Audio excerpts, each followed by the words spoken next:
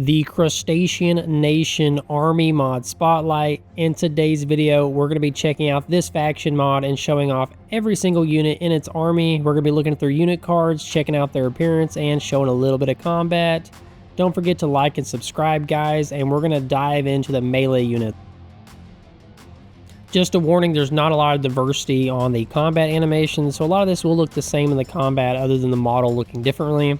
We're starting out with the melee infantry section. These are the crab levies. They're the lowest of the low, but you know, every army needs this.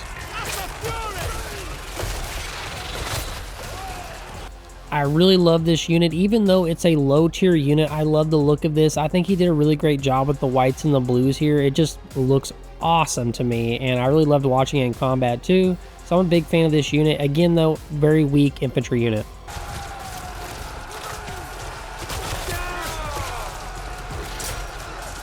We're now getting up to your more standard warrior here. We have the crab warriors. These are kind of like your low tier infantry, but they're not like peasant level, if that makes sense.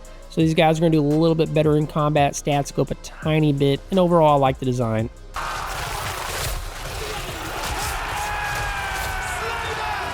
Like many other factions here, we have the same crab warriors, but we're just giving them spears, so they get some charge defense versus large and charge reflection.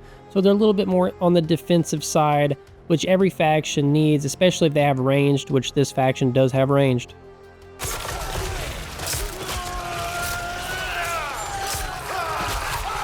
I really like this unit. It's the Iron Claw Warrior Monks, and there's a shadow version coming up as well. It's kind of like they're dedicated to the old ways of where they just use their claws as weapons, and that's all they need. Again, stats go up here. These guys are going to be more damage dealer, it's focused kind of side. And then here is the Shadow Claw Assassin version of it. So think of it like the light side of the Shaolins and the dark side. You got your like behind the scenes kind of warriors, and you got your up front in the light warriors. I really like this concept, and I think he nailed it.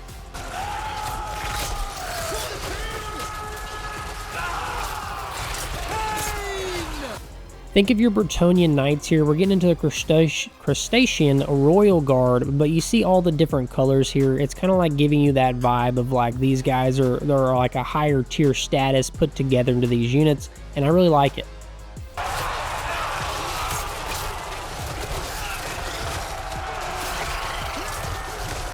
Pretty much the exact same unit, other than you're switching out from a sword to a halberd.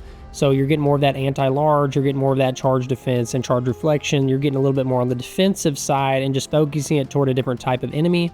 But overall, though, still the same design. Now we have some multicolored units coming up here. We have Disciples of the Claw. They are the more traditionalist, with their melees being their little crab hands, which I really do like that. We showed off the passives earlier that these guys also have, and as you can see on their stats, they're higher stat, higher tiered, and all three of these units continue that pattern. So like you have the Disciples of the Shell. They're all multicolored. Some have little minor differences, but they're very similar units. You're just kind of going up in tier, and this is more like their elite tier melee infantry kind of style here. So I was a big fan of this. I really liked it. It fits in really well, and these would be your elite guys to throw into combat.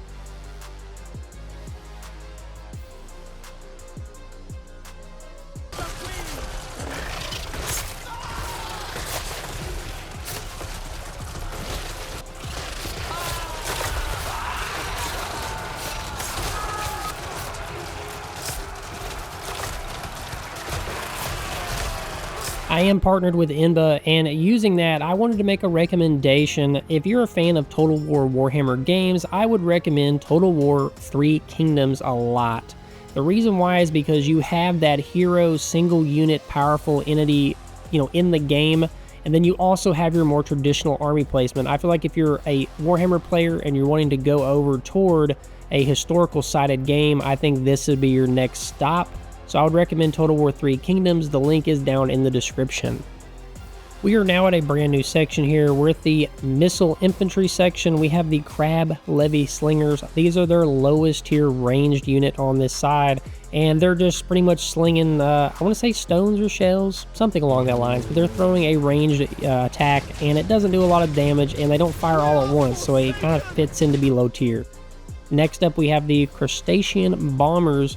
which I really like their goggles. They have like bomber goggles on, like remind me of like World War II style.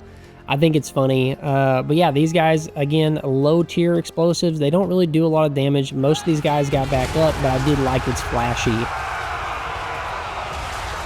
Next up, we have the Crab Warriors with javelins. I like that you could actually see the javelins kind of like sticking on people or on the ground. I think it adds more a thematic side to the range, so I was a big fan of this. But again, these guys aren't going to be doing crazy damage with these. None of the range units really did crazy damage. Next up, we have the Crustacean Gunners, which is like their low-calorie, firearm unit here. And again, like, I feel like these guys need to have their missile strength increased a little bit. I feel like they were too weak. That's something I've seen across the board with the missile infantry. I feel like they're all a little too weak right now. Now we're going up on the slingers again, but this is a little bit higher tier slinger, so we get a little bit more missile strength here. You know, you're getting a little bit stronger of a unit, but not tremendously so. I still didn't ever think that these guys were like overpowered. They might be balanced, but I feel like maybe they're a little underbalanced. I think they're maybe needing a little slight buff. And the same thing here with the Crustacean Grenadiers. The missile strength's increased slightly, but still, most of these units got back up. These are low-tier, high-elf spearmen. So, I mean, I just don't feel like these guys are dealing the correct amount of damage they should deal.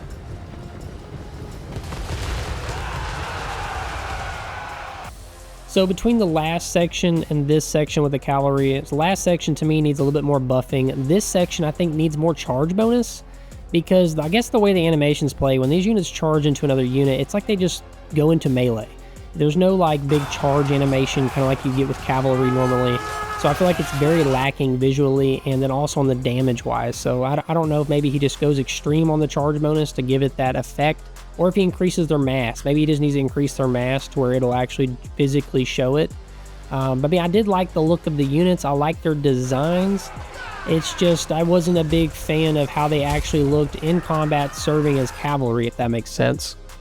So now we're at the Crustacean Knights, and as you can see here, you have them literally decked out like little knights. You know, like they're wearing the armor.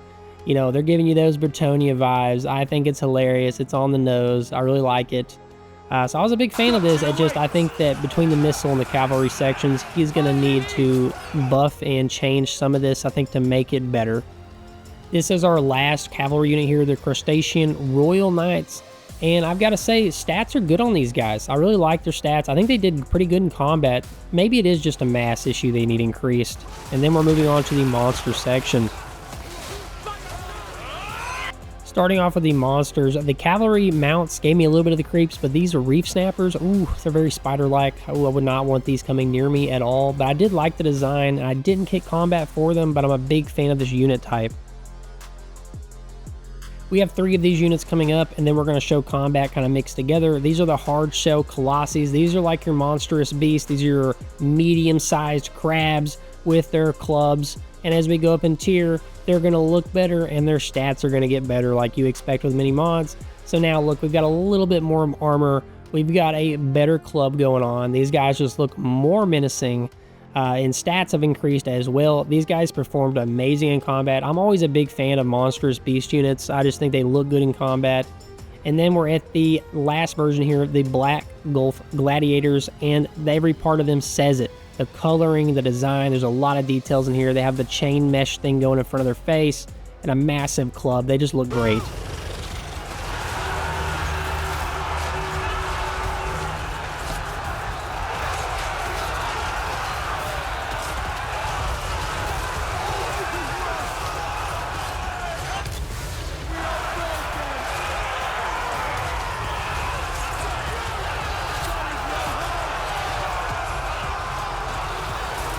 Now we have our massive monster here, the Ancient Leviathan, which is their large crab. Just think of it as just a large monster unit. You know, you're going to be throwing this into infantry, maybe using it to attack the castles. You know what I mean? So you're going to have this in your faction.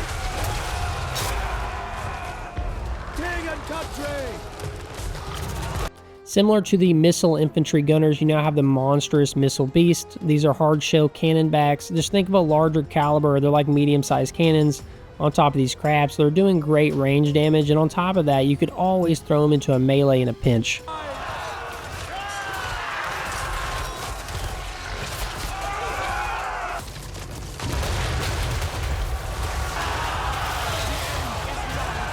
One of my favorite units in this mod, the Kraken Meister, it's an H Leviathan, but it has a specialist artillery on it that you can see here is like a giant squid, octopus, pretty sure it's giant squid, and it's going to shoot a special ranged attack, and on top of that, it would do really good in melee too, so you kind of have a combo on this.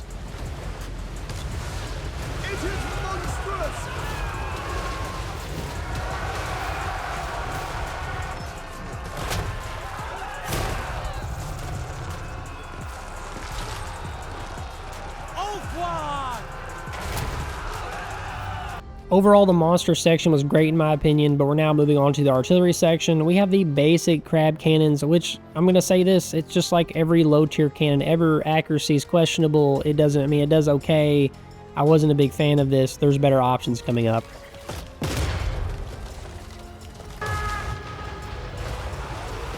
From what I've seen on this unit here, it's a little bit better, a little bit more missile strength, a little bit more accurate. I like this unit a lot more, and it's more viable to use.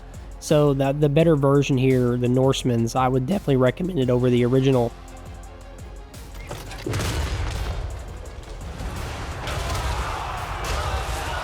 Huge fan of this artillery piece, the shell crackers. My only thing is, I wish when it fired, I wish it had a revolving firing animation and not just one shot out the middle. It shoots, I think, I mean, every single barrel does have a cannonball for each one, so there's a lot of cannonballs scattering down on the enemy.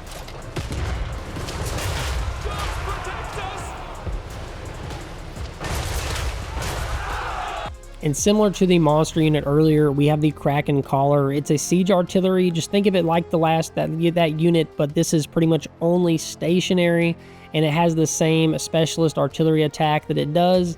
And I was a big fan of this. This thing's gonna just wreck infantry lines, and I loved it.